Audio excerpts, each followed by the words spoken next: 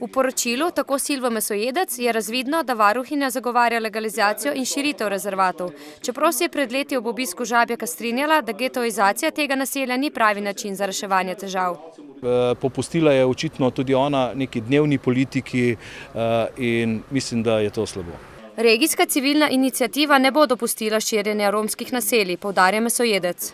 In tudi mi smo v preteklosti že opozarjali na možne črne scenarije, ki so se nažalost tudi zgodile. Dobro nam je znan primer našega podjetnika iz naše krajevne skupnosti, ko je poduzel stvari v svoje roke.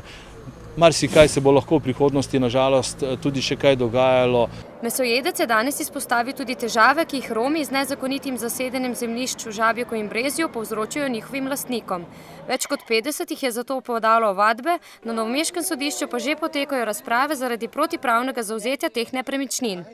Zanimivo je, da so pravzaprav lastniki teh zemljišč ugotovili, da imajo nepremičnine ob popisu nepremičnin, kajti v to naselje si pravzaprav ne upajo in ne koristijo ta zemljišča. S takšnim primerom sicer v občini Škocjan se sooča tudi Bojan Jerak, lastnik zemljišča v romskem naselju Dobruška vas. Dali smo pritožbo na Generalno geodetsko upravo v Ljubljano in tega zdaj že več kot eno leto, do zdaj nismo dobili še nobenega odgovora. Vložili smo tudi kazensko ovadbo, kar je policija na naš pritisk tudi storila. Bil sem zaslišan na tožilstvo glede te ovadbe.